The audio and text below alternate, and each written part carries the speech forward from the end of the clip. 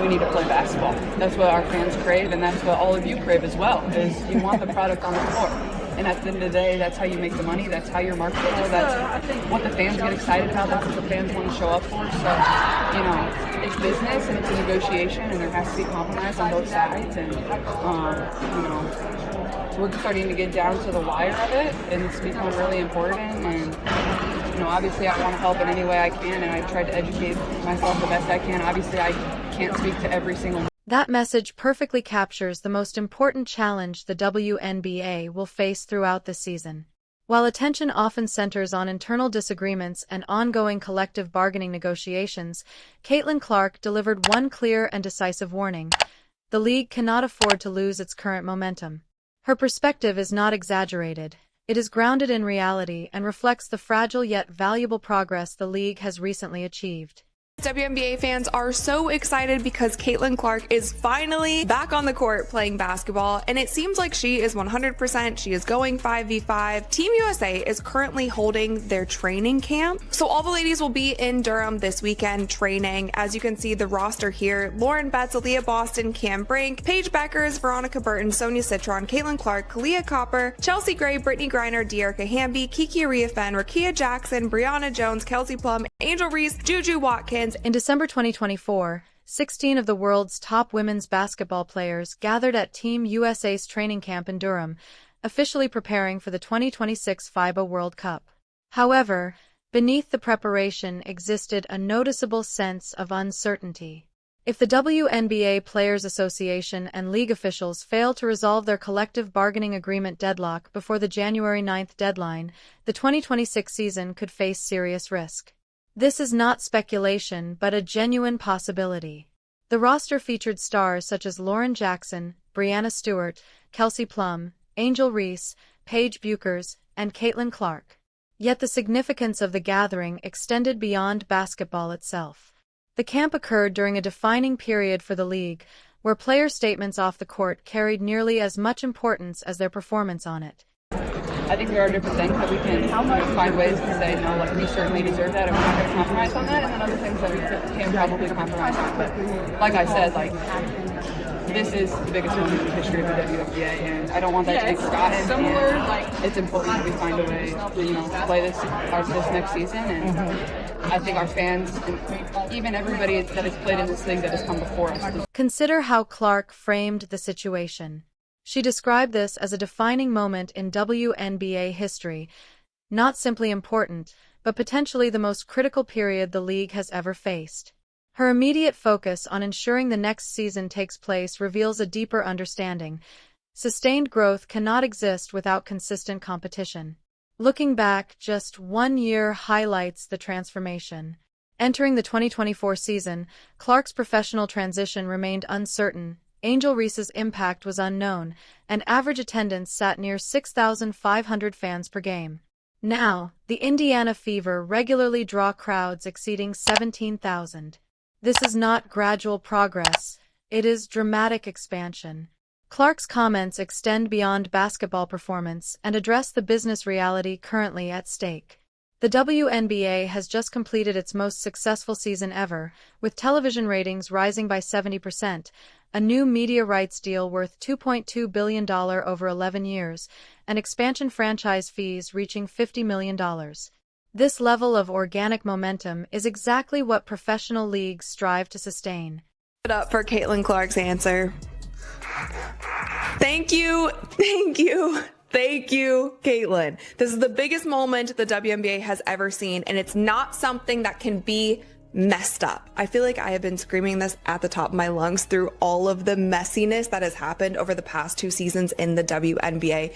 You have a moment right now in women's basketball, and specifically in the WNBA. You have a boom that we have never seen in the history of this league. Do whatever you can to not mess it up, and they've already done multiple things that is like shooting them. This brings the conversation to an unavoidable truth. Compromise remains essential, even if it is unpopular in current discussions. Players are pushing for full-time charter flights, increased revenue sharing, and improved salaries across the league, demands widely viewed as justified. However, The immediate priority may be securing enough agreement to prevent a work stoppage that could erase recent progress. At the same training camp, Kelsey Plum described CBA negotiations as discouraging, emphasizing the significant gap between both sides. With December already underway and the January 9th deadline approaching quickly, time is rapidly disappearing. Unlike the NBA, which possesses decades of stability and a massive fan infrastructure capable of surviving a lockout, the WNBA is still building its foundation. Interrupting that growth now could cause lasting damage. That is playing against them. Kelsey Plum off the screen, kicks to Caitlin Clark for three. Caitlin Clark up the court. Another three. Caitlin Clark off the screen, another three. Her shot looks really good. There were other photos of her going around, I feel like the past couple weeks also, saying that it looks like she dropped some of the muscle that she did gain before last season. It's hard to tell. To be honest, you guys, I'm not really like body watching. This sequence perfectly demonstrates the growing appetite for WNBA content during the offseason. Caitlin Clark had not played competitive basketball since September 25, 2024, when the Fever were eliminated by the Connecticut Sun in the opening playoff round. More than 2 months without seeing her on the court created strong anticipation among fans. Yet during this training footage, her movement appears smooth, her footwork sharp, and her shooting motion effortless and confident. Questions surrounding the physical toll of her rookie season, particularly whether added strength contributed to plantar fasciitis or other minor injuries, quickly fade when observing her fluid performance. She looks comfortable, healthy, and most importantly, fully engaged and enjoying the game. You know, we had the photos last year from Media Day when she was like flexing and all that, and you could clearly see that she had put on a lot of muscle, but it's hard to tell here, so I'm not really going to comment on it. But there were some fans that were saying it looks like she dropped some of the muscle that she put on, and a lot of people were wondering if that is why she had so many soft tissue injuries during last season, but again, I don't know, so I'm just going to leave it at that. And here's another clip, you guys, of Caitlin Clark's signature three. She's dribbling the ball up the court, goes to her left step. Paige Bucher's game-winning step-back shot over Caitlin Clark quickly went viral online. Some critics rushed to interpret the moment as proof of larger narratives, but they missed the real takeaway. This is exactly what fans want to see: two elite young stars competing authentically without manufactured drama or social media rivalry, just high-level basketball. The contrast between Caitlin and Paige makes their matchup especially compelling. Clark entered the league as one of the most anticipated rookies ever and lived up to expectations despite constant physical defense and intense scrutiny. Bucher's, expected to enter the league next year, carries similar excitement but with a different playing style, emphasizing defensive versatility and structured team play. These stylistic differences make their encounters fascinating. Training camps and scrimmages like this provide the type of engaging content the WNBA needs more of, not less. A work stoppage would eliminate these moments entirely. No games, no highlights, no viral clips, and no new fans discovering the league. The momentum driving growth would simply pause.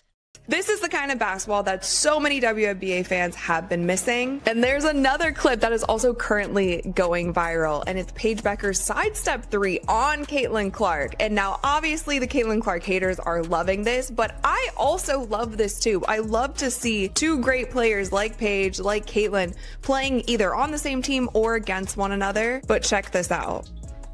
So there's a long rebound here. Paige gets it, pump fake, sidestep, drains the three. Watch this defensive sequence closely. Angel Reese posting up Paige Bucher's, attempting to set a screen for Caitlin Clark, while Jackie Young rotates to provide help defense. The play highlights the advanced defensive systems within the WNBA, systems some critics once claimed did not exist. Even in a practice scrimmage among players still learning to play together, the defensive attention directed toward Clark is unmistakable. Bucher's actively denies her the ball while Young shifts into help position, all without a structured game plan. Imagine the intensity during a playoff matchup. This sequence also challenges the oversimplified claim that Clark cannot defend. Her positioning remains disciplined. She avoids unnecessary risks and guides opponents toward defensive support. It is fundamentally sound basketball. While she may not be an elite defender, her defensive awareness is more than sufficient for a player carrying such a heavy offensive workload. We'll just call them Team Gray right here in Team USA training camp. But it is so interesting because so many outlets are picking up this clip and like, oh, Paige Bueckers drains a three in Caitlin Clark's face. And she did. She absolutely did. But this is fun. I just love to see all these young players out there. This moment represents the pinnacle of women's basketball. Players from diverse backgrounds, varying draft classes, and different regions unite with a shared goal, representing Team USA at the highest level. Their energy is undeniable, visible in their celebrations and competitive intensity. Yet all of this excitement risks vanishing if the 2026 WNBA season is derailed by CBA disputes.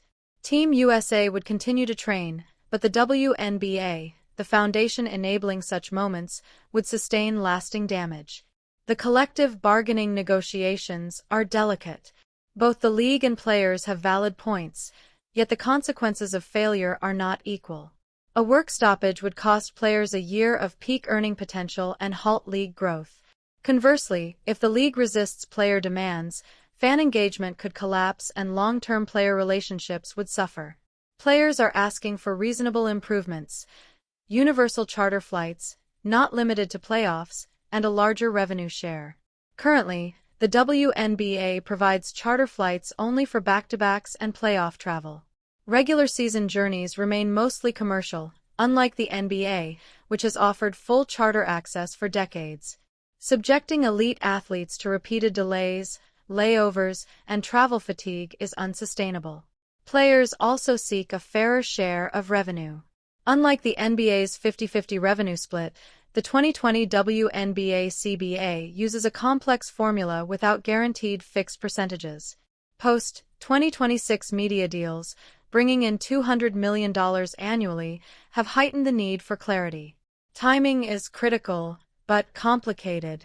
Commissioner Cathy Engelbert notes the league has historically operated at a loss, subsidized by the NBA, with tens of millions annually. Some analysts argue that conservative accounting may understate profitability. Even accepting the league's figures, the fiscal reality is clear. Players argue that investing in charter flights, higher pay, and better conditions will return dividends in performance, fan experience, and league growth. The key question is whether such investment is feasible now or should wait for further revenue expansion. Caitlin Clark highlighted this tension perfectly. She does not question that players deserve these benefits, but she warns that failing to play could cost more than compromise. This practical, business-focused approach is crucial. Consider the stakes. The 2024 WNBA season averaged 1.2 million national viewers, up from 440,000 in 2020. Finals drew 1.63 million, and attendance grew 48% year-over-year.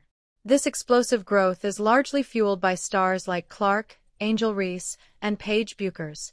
Yet growth in women's sports is fragile.